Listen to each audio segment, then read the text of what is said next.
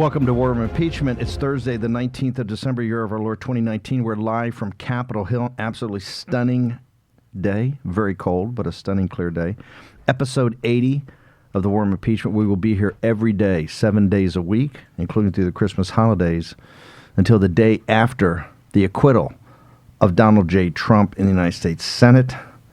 We're going to talk a little bit in a second about when that's going to be. We thought it was going to be a lot sooner than it probably is going to be, but that makes this more interesting. We're on the John Fredericks Radio Network. We're on the Salem Radio Network nationwide.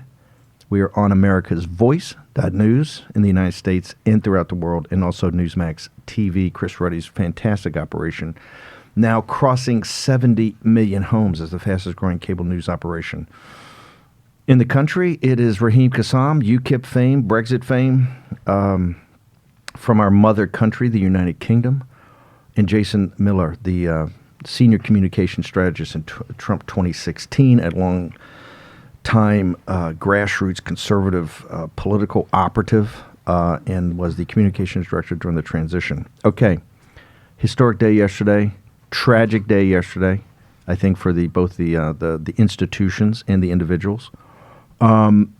Jason, where are we? So I think what you saw yesterday, Steve, was really the vote versus the voters. And what I mean by that is the vote, the mob rule vote that we saw in the House of Representatives, where Democrats continued their... How do you say mob rule? They wrapped themselves in the very low key, right? Trump. When did the New York Times have that thing printed? Was the day after he won? This was ready. The only thing the New York Times had to debate about yesterday was how big the headline was going to be. That's what we discussed. And John Berman on CNN this morning said it was 10,000 point font with regard to the Washington Post headline. Yeah, I'm saying that's just about 10,000 point font. That's called payback for saying Jeff Bezos, Amazon, Washington. This is the payback for the defense contract, right? Lose the cloud, but win the font, right? The font war. But what I meant by the vote versus the voters is you had the House Democrats pushing through this unfair process, but you saw President Trump rallying with the voters. The fact that the voters of America, 63 million, voted in President Trump, and Democrats are trying to undermine that, trying to nullify that, as President Trump has said over and over. And there couldn't have been a more dynamic split screen setting than we saw then. This is why they hate him personally, the leadership of the Democratic Party and clearly the opposition party media, but they hate him personally. Okay, it's obvious, he triggers them. But they also hate him for a reason, and that reason was last night. He doesn't speak in a political vernacular. He can connect with working class. They understand he's an existential threat. What he represents is an existential threat to the established order, and particularly an existential threat to the globalist mainstream media, the overlords of the Democratic Party, the media, and what they represent, and the radical faction of the Democratic Party. You see that in that rally last night, that connection he has with working class people in states like Michigan. There's probably a third to 40-50% of that audience used to be, or very well could have been, Democratic voters. They vote for Donald Trump. And this is what Paul Ryan and the Heritage Organization, as great as these institutions are and individuals, they can't rally that. That's why the impeachment was not about Ukraine, right? That's just a pretext. It was about that rally last night. They have to stop. They have to stop him. They have to destroy him. And they have to, in destroying him, they think they take down his movement. Is that too overwrought, Raheem Kassam? No, I think that's right. I mean, look, as the president always says, they're not after even him necessarily. They're after who he's representing. Well, he said that last night. It's not me, it's we. It is, and it's the American people that the Democrats take so much joy. Rashida Tlaib, selfieing herself down the corridor going into the House floor. She takes so much joy in announcing the impeachment of. It's America that they're impeaching here. This is the headline. Is that why they wrap themselves in the Constitution and the framers and the founders and the Pledge of Allegiance? They had every icon they could put up yesterday in doing this. Well, I remember a conservative party in the UK. They once did this, tried to do this like populist tax cut thing, right? And what they did was they put out a Twitter image, and it was a bingo sheet, right? And it says, "We're cutting tax on bingo," and it's like written with bingo balls. And it was the most cringy thing you could possibly imagine. This is what they think when Spanberger goes up there yesterday and she's literally wearing a Constitution silk scarf. Wrapped in the Constitution. Wrapped in the Constitution. It was She's like thinking it was to like herself- Joan of Arc or Marianne in the French Revolution, right? Yeah, she's thinking to herself, oh, what are they like? What are they not going to attack me over doing? Oh, I know. I'll wear the Constitution. It's that kind of patronizing vision of the America out there. How did she held all of the Dirty 30, right? Van Drew was number 31, let's say, but she held the Dirty 30. And then Golden split his vote. Right. And so he went, 4-1 against the other one. But, to Raheem's point about the media last night, we saw literally the celebrating. A number of Washington Post reporters put out a tweet. Was this bad form? Oh, man, this is so bad. Rachel Bade, Karen DeMurgeon, Paul Kane, and Sungmin Kim from the Washington Post, they're all sitting around a table, look like they're having dinner, and they're like, Merry Impeachment. And they've now deleted the tweet. They should have never done deleted that. They They've should gotten never dunked delete on so horribly. But I want to go back to a point that, Steve, that you were making a moment ago. That's a core part of the Washington Post team, right? But that's the culture. Now, I will This say, tweet has died in darkness. yeah, You got to get that up on the site. Such a heckle. I will say that the big dogs over there, the actual big dogs, Dossie, Pulitzer Prize winner, Costa. Parker, not happy. Well, they weren't part of that. Right. They weren't. So right. let's just be. Yeah. In fact, poor Dossie was on pool duty and didn't bring a jacket to Michigan yesterday. So but he did have his scarf. But the one thing that Brad, he thinks everywhere is South Carolina. Brad Parscale, campaign manager for President Trump, tweeted out last night: incredible rally in Battle Creek, 2,200 voters identified. 92.2% from Michigan. That's a great tweet. That's great. 15% haven't voted Yep. in the last 4 elections. Yeah. 15% have voted in only one of the last 4 elections. And to your point, Steve, about former Democrats, 17% of the rally attendees last night are current Democrats. That tweet of Brad Parscale is the reason they have to impeach President Trump. They've got to stop that, right? He talks, and last night was perfect. If you heard all the political content, all the political verbiage throughout the day, he speaks in a non-political vernacular. He connects directly to folks. Well, in a couple of the lines from last night, first of all, I got to say, I loved his entrance, his timing. It reminded me, just going back to the GOP convention. That was totally random, right? Right. I was standing with President Trump backstage, and Senator Cruz started talking, and then it was toward the end of it, but President Trump was like, let's go. And he starts walking down the stairs. Right when Adam Schiff was just getting going, President Trump walks in, and it just completely deflated. No one remembered anything that Adam Schiff said last night because President Trump his big moment. But President Trump did a couple important things. In addition to calling out the globalists, which he did say last night, Steve, which I thought you'd be happy about. I love that. He also talked about how this act of impeachment will be political suicide for the Democrats. A suicide march. I like that. That was a good line. Political suicide, and then an eternal mark of shame. Yeah. That was a great line. How do you think, let's talk about the mainstream media overnight. What was your sense of how they bracketed this and set this up for going forward? Well, so this is where it gets interesting. So this morning, literally every single newscast on the planet is holding up the front pages of the papers and showing just the historical nature of this, just how momentous of a time this is. But we're already starting to see some cracks here. I mean, even Chuck Todd called out Nancy Pelosi this morning about her delaying sending over these articles of impeachment. And so I think Pelosi really runs a risk here. We're going to hear more from McConnell at 9:30 and then Pelosi at 10:30. But this delay, I think, will backfire on the Democrats. We're going to go into this delay as we come back from commercial break. But let's do some housekeeping here. You're listening to War Room Impeachment, episode 80. Remember, we started this show, 6 or 8 weeks ago. We're going to continue every day until the day after the acquittal of President Donald J. Trump, the 45th President of the United States. And as we told you in the very first broadcast, that he was going to be impeached, sometime before Christmas on a couple of articles of impeachment, and that happened yesterday. Raheem, what about the site? How can people get more information? Because now people are really coming into the story big time, even more than before. www.warroom.org is the URL, and at warroom.org you can find all the germane news as it relates to the impeachment process. You can find where you can sign up to the podcast, to the newsletter. We've been going on this now for 2 months? 2 months plus here.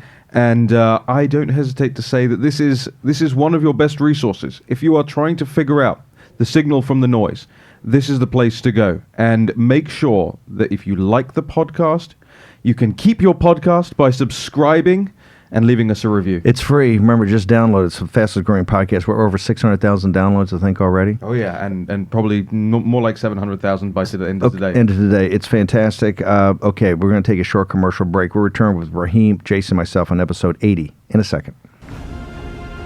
Bannon, Miller, Kassam. War Room, Impeachment.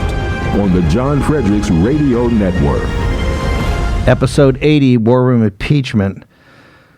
Thursday, the 19th of December, year of our Lord, 2019, and it is 21 years ago to the day that the House impeached William Jefferson Clinton. So, like I said, we had pitched this as a movie.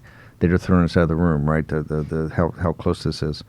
Okay, John Fredericks Radio Network, Salem Radio Network, America's Voice.news, and Newsmax TV. Welcome back, Raheem and Jason. Jason, let's pick up. So 9:30, let's go through the order of battle today. 9:30, Mitch McConnell, which Mitch McConnell thought he was going to talk about getting his thing and moving on, right? Nancy Pelosi, the master political strategist, chop-blocked him last night. You're not buying that, are you? No, because I think this is where... I just do that to trigger, you know that. Because I can see every time I do it, it's just you wince. So Nancy Pelosi, for anyone who hasn't picked up on this, has refused so far to send over the actual articles of impeachment. And that's never happened before. Right. Now, but Andrew Johnson, there was a Republican House and Senate, and then Clinton, there was a Republican House and Senate. So this is quite unusual. We have split. This first time has been split. Yes. And the other dynamic, too, is that keep in mind the House has to vote to send over these impeachment managers, which the Pelosi and her team has to do. Now, it can be a voice vote or it can be a unanimous consent. But so she's going to put forward, say, here's Schiff, here's Hakeem Jeffries. Maybe they throw, if they get one of these dirty 30 freshman members to walk the plank, and maybe they throw one of them on just to show how bold they are. But how united. But Pelosi is holding this up, saying that she wants to have this fair trial in the Senate, which, I'm sorry, was there anything fair about what's happened in the House? But here's where I think she's overreaching. This is, I think, is a misstep. Why did they have to go and rush this through, but then now they delay it all? And I think this is a question that even the media can't find a way to beat him up on because he's a clear and present danger. Oh, except when he's got to go to trial, then we can delay and take our time. Or clear and present danger to the United States, except when we work together to pass USMCA. Is this killing her argument that today they're going to work on USMCA? I think President Trump should spike the football on this and make it the biggest deal that here we are working together. And keep in mind also that they'll be voting out this full budget, the NDAA, which will create parental leave and establish the Space Force. These are all the things that we're working on with the Democrats while they're saying he's a clear and present danger. So it really undercuts their argument. So what's going to happen with Mitch McConnell at 9:30? Which we anticipate? I think Mitch McConnell is going to come out and say, we're ready to take this on, send it over to us, quit playing political games. This shows that the entire process that's been a rigged system that's been completely unfair to President Trump since the beginning. And I think McConnell will definitely take the high road in this and say that he's serious. They're the ones who are playing games. Let's get this done. Let's do it in a bipartisan fashion. That's the tone you'll hear from McConnell. Well, some of the lines that McConnell is expected to take this morning have already been briefed out. He will say Nancy Pelosi may be too afraid to send the articles of impeachment to the Senate. Also saying fundamentally, unlike any articles that any prior House of Representatives has ever passed, the framers built the Senate to provide stability, McConnell is expected to say, to keep partisan passions from boiling over. Moments like this are why the United States Senate exists. That's from the Federalist Papers, right? That's directly about the simmering. They simmer in the thing as boiling over in the House. Let's go. The paradigm they're going to use, and I think they've already. Bill McGinley several weeks ago, when he talked about the Senate trial, teed it up that back in those days there was much more comedy or much more ability to work together among the old dogs in the Senate to come up with an agreement with what the structure, because they had to figure. Nixon had quit beforehand. Andrew Johnson was lost in the mist of time, that they had to come up with this structure. That structure at least was implied of what he and Schumer might come up with before Nancy Pelosi inserted herself. She's trying to use all the leverage she's got to have it Nancy's way, right? Walk us through, if you can, a little bit of the Clinton. What happened in Clinton? How long did it take? And what was really the paradigm that they're at least looking at? So in the Clinton model, which again was 21 years ago, so freakishly close to where we are right now, they had 3 days of opening from the House impeachment managers. The following week, then they had the 3 days of defense. Then they came back and made the decision to go and video depot several witnesses, including Monica Lewinsky, Vernon Jordan, and then they moved ahead to the vote. So the whole thing took about just over a month. I believe it was January 7th when they kicked off, and then February 12th when they wrapped it up. So it took 6 weeks, 5 weeks?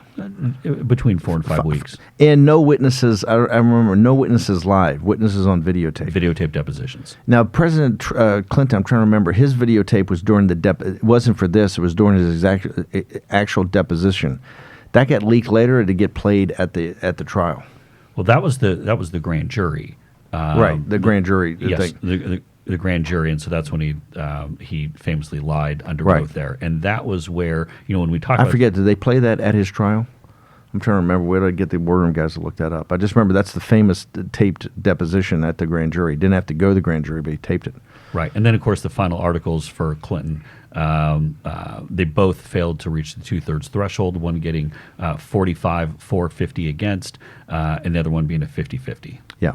But that took 5 or 6 weeks. And that was about as close to a pretty straightforward slam dunk of where although he had a Republican Senate, it didn't seem at the time the momentum. Remember, his popularity was at 62%. He was impeached, but people kind of wanted to move on, right? Right. And I think it was very intense, much more intense in the lead up to the impeachment when people remember it than what we had here. It was a long time coming. The real partisanship had come up. But once it got out of the House, it seemed to deflate a little bit.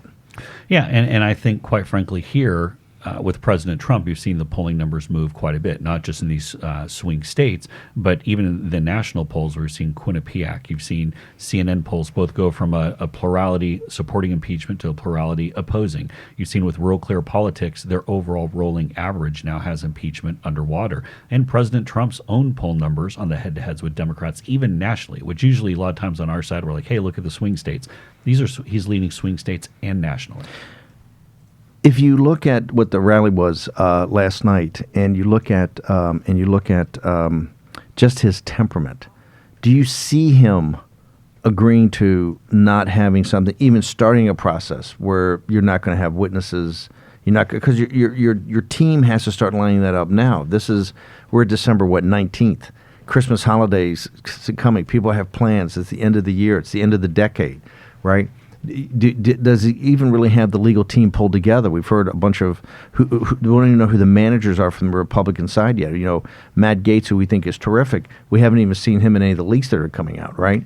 Right, and we saw yesterday a report that there was speculation, I believe it was Politico that wrote the article, that there could be House members added to the president's legal team, which we would love, particularly. We need Gaetz, need Meadows, need Zeldin. Don't know what's going to happen. Now, Congressman Mark Meadows, who's been an absolute leader from North Carolina, has announced he will not be running for re-election, might actually leave Congress early.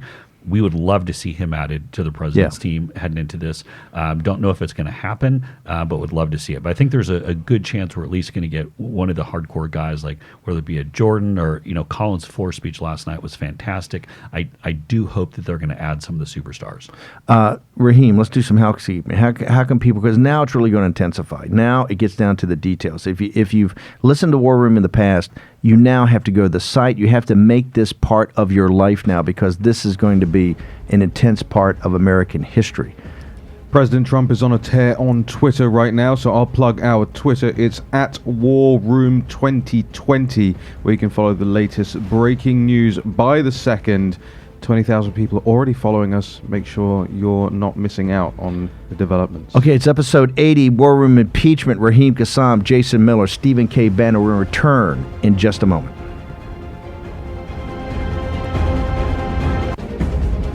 War Room Impeachment. Here's your host, Stephen K. Bannon. Welcome back. Episode 80, War Room Impeachment, live from Capitol Hill. Stunning day, the day after. It's I-Day +1, impeachment, only the third time in American history. The 45th President of the United States has been impeached. We told you that 8 weeks ago. Nancy Pelosi delivered it last night. As sure as the turning of the earth. And as sure as the turning of the earth, Donald J. Trump is not going down without a fight, right? One, he's a fighter, but he's also the best counterpuncher ever. And he's counterpunching this morning. What is he doing, Raheem? There's a lot of retweets going on, I'll tell you that much. Retweeting Lindsey Graham 3-4 times this morning.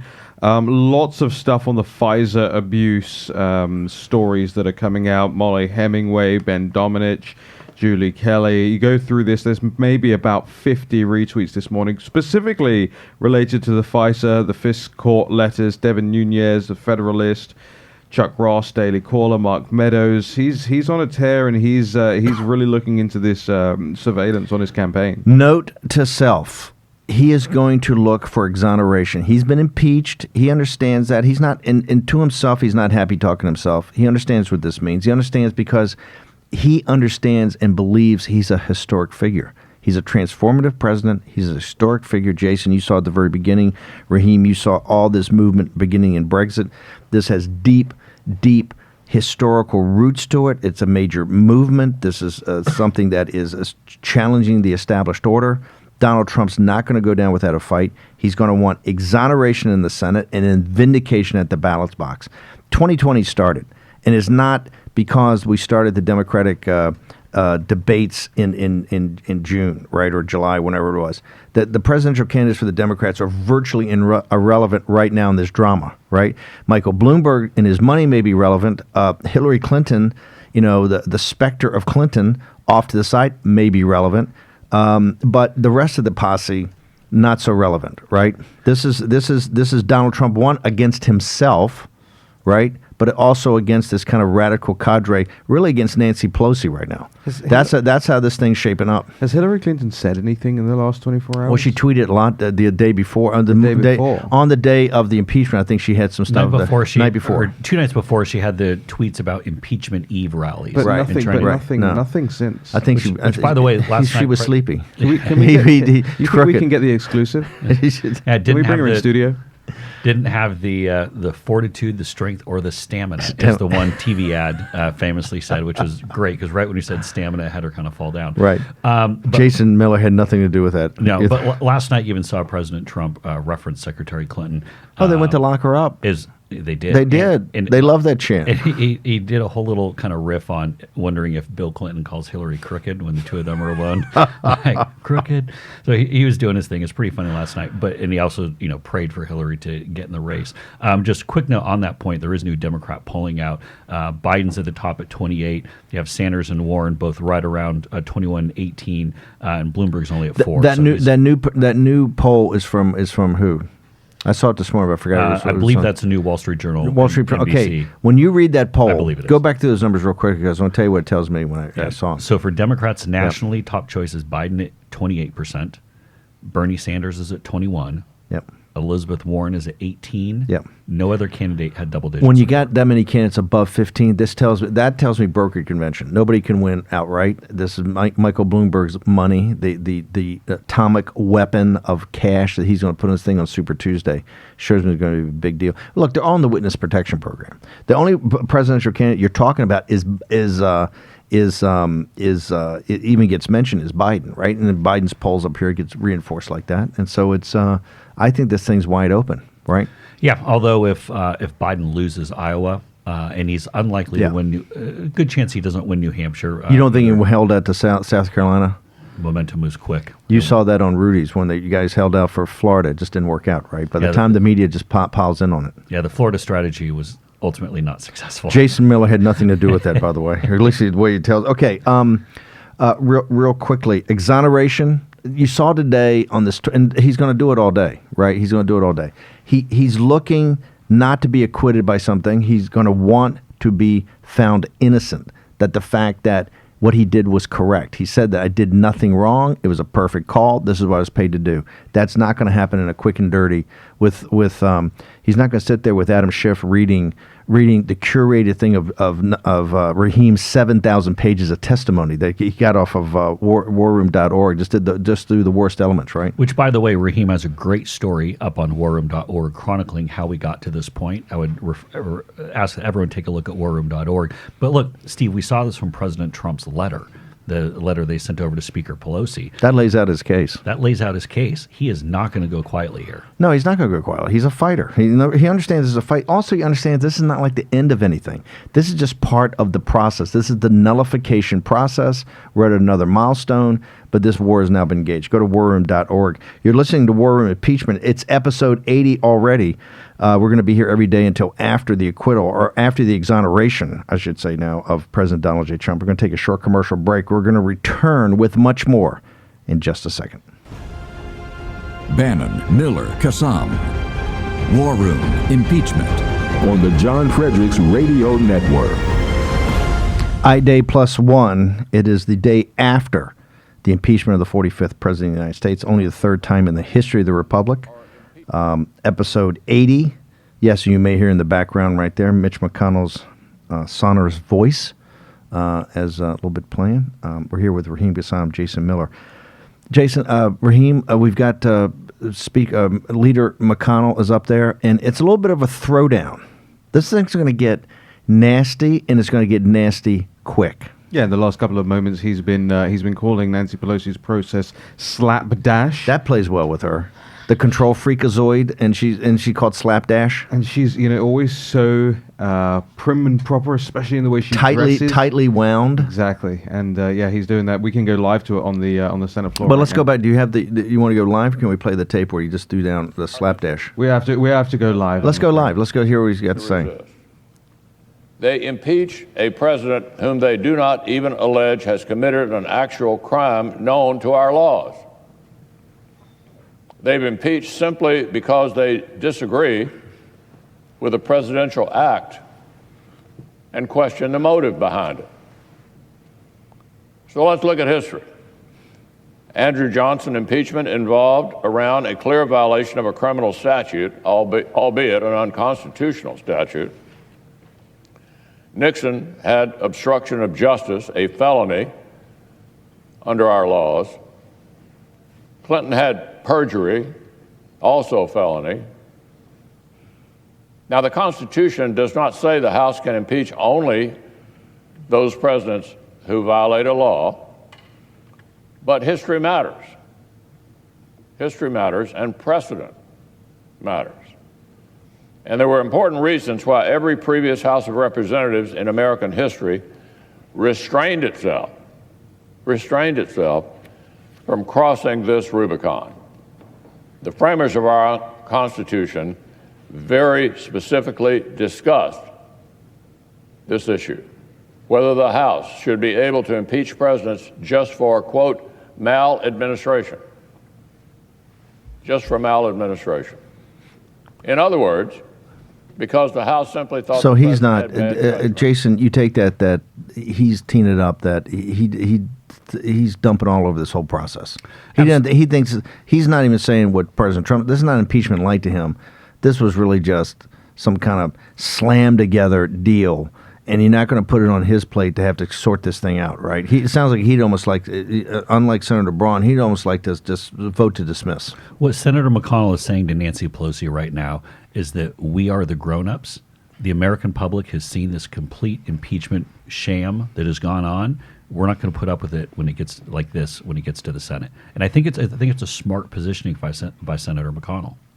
Raheem, what's your take on this? Yeah, I mean, look, this is the line from Mitch McConnell today. The pre-brief line was, "This is why we have the Senate, is to curb the over-enthusiasm of the House," and he's obviously up there saying. But he took it a step further. He says it's not the way the founders understood this. The founders understand that's why every 2 years you're almost permanently campaigning. They wanted that. They wanted that to be the people's house and close to the people. He said something even that took it up 10 notches. It's slapdash. It's thrown together. This is not what the founders had. He's thrown down and challenging her. You know, she comes across as I'm totally in control. I'm a master political strategist. It's me versus Trump, Mitch off to the side. he's now reasserted himself. To Jason's point, we're the adults here. So that's not how the framers set it up, which is supposed to be like this. However, what you ran here is a disgrace, and I'm not going to sit here and validate that. Most rushed, least thorough, and most unfair impeachment inquiry in modern history. Its slapdash work product will be dumped on us over here in the Senate. Dumped on us over here at the Senate. He chose those words carefully, did he not, Jason Miller, communication strategist extraordinaire? Yes, because the implication by saying dumped on us, basically saying it's a steaming heap of garbage. And that is, I mean, look, the poll numbers are reflecting that as well, that this has not been popular for the Democrats. But the Senate traditionally is a much slower moving body very than the slow, House. very And I slow. think what you're going to see them is even go slower than they typically do, and just very methodical, very detailed, just the facts. We're going to get rid The of framers set it up like that. They did Correct. not. They did not want the Senate to move quickly. I mean, originally the concept was the Senate was going to represent essentially land, right? The states, right, and be elected by the assemblies of the states, the way it was originally conceived, and the House was going to be like the House of Commons.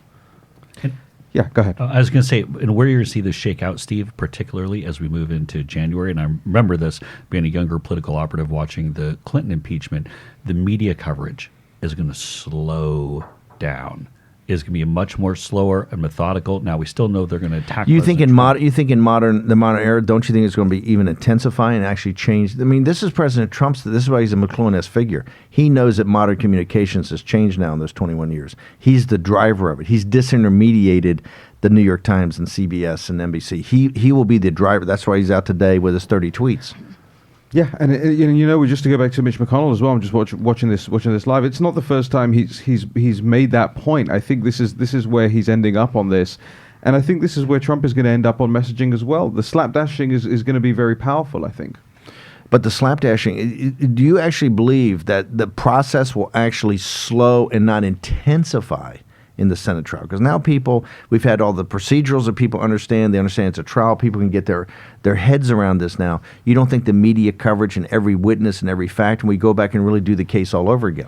Well, it's going to be what I mean. Two things can be true at the same time. The intensity and the focus on it is going to increase. But as far as the ability by Schumer, now we don't have Pelosi, but Schumer is not going to have the same ability in the Senate to go and have the constant drip, drip, drip, death by 1,000 cuts. The leaks, the weaponizing of the tweets, all of that. Yes, they will not have the ability to do that at the same level or anywhere near the same complete control of the American press corps like they did in the House. Is that why she doesn't want to send it over? Well, because as soon as it goes over, I mean, look, then It's out of her She's control. not the then. star, but she's also not the star. That's then absolutely she's correct. irrelevant. Which, by the way, we will never again see Jared Nadler hold a nationally televised hearing. He's done. So have a great holiday Oh, break. man. One of the benefits out of this. Okay, let's do some housekeeping here. How do people find out more? Because now's the time you've really you have to get engaged here over the holiday season. We're going to be up 7 days a week. But more importantly, the website's up 24 hours a day, and we're popping stories all the time. Everything. We got all the stuff on the left and the right. You get to see everything. Raheem. That's right. All the clips, all the things you need to see are at warroom.org. And across the top, you can find every single link: iTunes, Stitcher, Google Play, SoundCloud, Spotify, the Twitter link, the Facebook link, the YouTube link. Everything you need to know, every platform you want is at warroom.org. And it's all free. Okay, Impeachment Day +1, episode 80. We're going to take a short commercial break. We'll return with the team in a moment. Bannon, Miller, Kassam. War Room, Impeachment. On the John Fredericks Radio Network. Bannon, Miller, Kassam, and now Pelosi. What do we Let me have? just put it another way. We have legislation approved by the Rules Committee that will enable us to decide how we will send over the articles of impeachment. We cannot name managers until we see what the process is on the Senate side, and I would hope that that will be soon, as we did with our legislation, our Resolution 660, to describe what the process would be. So far, we haven't seen anything that looks fair to us. She stepped on. She almost stepped onto the articles. She almost stepped on her own, because this was almost as big a story as the impeachment itself last night. Since the impeachment was foregone conclusion, this was the stunning reveal at the end, the twist in the plot that nobody had figured. No, it was huge. And as I said earlier in the show, you've even seen media folks like Chuck Todd going through the challenge flag here. And I think that this is really working against Speaker Pelosi this morning. Now, we're seeing Senator McConnell speak right now, and he's really taking it to the Dems. I mean, just going to make it real tough for him. If I were advising Pelosi, what I think she'll come out with is saying that it's not going to be fair, that President's colluding with his Senate allies to rig the trial, and some maybe try to turn it around on Republicans and say now they're trying to nullify the House's impeachment. Since our nullification project has gone so well, and even McConnell's picked it up, right? And by the way, nationally, that message that Democrats are trying to nullify the voices and the votes of the 16 American elections, people, yes, big. it is sticking big time. By the way, is she obstructing Congress and abusing her power? God, say that, it'll get tweeted out. How do you think? What do you think she actually said? Let's go through real quickly before we end the show. It's at 10:30. She's going to come on. He just threw down and went to the core of her. Sloppy, slapdash. This is not well thought through, and he's putting the blame on her. And she's going to try to turn around and make it a process argument, I think, with the Senate, and also make the case that, again, that they're trying to undercut the will of the people. She wants to. She's realized she's lost that messaging, and that President Trump and the Republicans right now have that message of being the voice of the people. The nullification project message is cutting through. She's going to try to turn around and say no. She wants to give her allies in the media a reason to rally behind her. That at 10:30, this is Nancy Pelosi's preaching to her choir, meaning the mainstream media. Does she like the spotlight? Well, she loves the spotlight. I think she's going to be terribly bummed out when she's removed from it, which, by the way, how about we pass USMCA today? Let's focus on that, Speaker. Exoneration in the Senate, vindication at the ballot box. We'll be back at 5 o'clock today. It's going to be another huge day with USMCA, Nancy Pelosi, Speaker McConnell, the President of the United States. The impeachment now starts to ratchet up as we go to trial. I'll be on Trish Reagan, supposedly, theoretically, for the entire hour. She's coming down to D.C. We're going to be in studio over at Fox tonight to talk about everything. Raheem, at warroom.org. Yep, warroom.org, where after this show, everything keeps going. So you want to get over there, make sure you're refreshing all throughout the day. We have stories going up by the minute at warroom.org. And make sure after the show, you go onto iTunes, Stitcher, Google Play, Spotify, SoundCloud. If you're subscribed, you're helping us rise up the rankings. That helps other people find the best impeachment show around. That's not according to me. That's according to Fast Company magazine. It's exoneration at trial and vindication at the ballot box. Game on now. It's impeachment day +1. This is War Room Impeachment, episode 80.